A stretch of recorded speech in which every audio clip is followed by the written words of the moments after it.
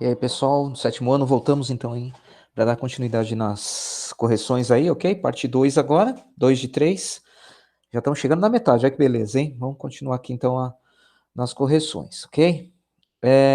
Ainda falando um pouco daquelas retas que a gente montou, ok? Então a gente parou lá no item A, o item B ele falava o seguinte: classifique os ângulos abaixo de acordo com sua posição, ok? Então nós temos aí quatro características, ok? Dos nossos ângulos. Eles podem ser ângulos colaterais internos, ângulos colaterais externos, ângulos alternos internos e ângulos alternos externos. Cada nome difícil, hein? Né? Mas vamos lá, a gente vai chegar lá, gente. Não, os nomes são difíceis, mas o conceito é bem simples. Vamos lá. Então, aqui no desenho aqui, olha só, gente. Então, aqui a gente tem a esquerda, ok? Da reta que está cortando, da transversal, e a direita. Beleza? Ótimo. Então, lado esquerdo e direito, ele é relacionado à reta transversal, ok? Relacionado às retas paralelas, nós temos o seguinte: nós temos os ângulos que são externos, ok? Está para o lado tá para fora aqui das retas, ok? Ó, tá cima aqui ou para baixo, e os ângulos internos que eles estão aqui, os ângulos estão dentro daí das retas paralelas, ok? Tá na parte interna entre elas ali, ok? Ótimo. Então, como a gente faz, gente? Vamos lá. Se dois ângulos, eles estão de lados diferentes, esquerda e direita, nós falamos que eles são alternos, porque alternou os lados, beleza? Se os dois ângulos estão do mesmo lado, os dois estão à esquerda ou os dois estão à direita, então eles são colaterais, ok? Então ele está junto, do mesmo lado. Maravilha. Interno ou externo? Se ele está para o lado de fora aqui, ou para cima ou para baixo, eles são externos. Se eles estão aqui entre as duas retas paralelas, eles são internos. Maravilha, né? Então vamos lá, ó. Ângulo A, o ângulo G. Vamos lá. Primeira pergunta, eles estão do mesmo lado ou não? Não, um está à direita e o outro está à esquerda da nossa reta transversal. Então ele é alterno. Maravilha. O meu ângulo A e o meu ângulo G, eles são interno ou externo? Ou externos, perdão. São externos, eles estão do lado de fora aqui. Tá, ok? Eles não estão entre as duas retas, eles estão para fora das retas paralelas, ok? Então, A e G são alternos externos, ok? A e F, vamos lá. A e F, ok? Eles estão do mesmo lado ou de lados diferentes? Estão do mesmo lado, ó, os dois estão à direita, então eles são colaterais. Eles estão do lado externo ou interno às retas paralelas?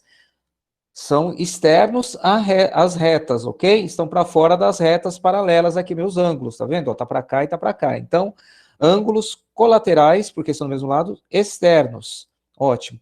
B e E, ok? Estão do mesmo lado, ó. Percebe claramente aqui, estão do mesmo lado, ok? Tendo como base aí a reta transversal. E estão na parte interna aí das minhas retas paralelas, ok? Estão entre as duas retas paralelas.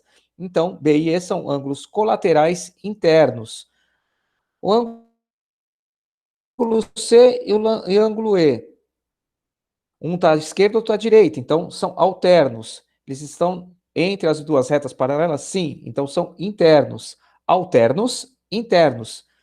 Veja, gente, o nome pode até complicar um pouquinho, mas se você fizer passo a passo, primeiro ver direita e esquerda, e depois externo e interno, fica muito mais fácil, ok? É só anotar. Inclusive, as cores, vocês percebam que as cores correspondem, ó, tá vendo? Direita e esquerda são as cores amarelas, interno e externos, a branca. Já fiz isso para tentar facilitar a visualização de vocês, para entender de quem que a gente está falando aqui, ok? Então, vamos lá. O último item, D e F, ok?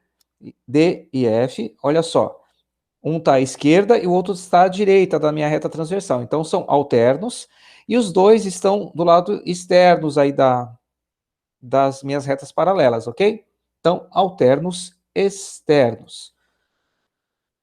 O nome é difícil, mas o conceito é simples, gente. Vamos lá, ó.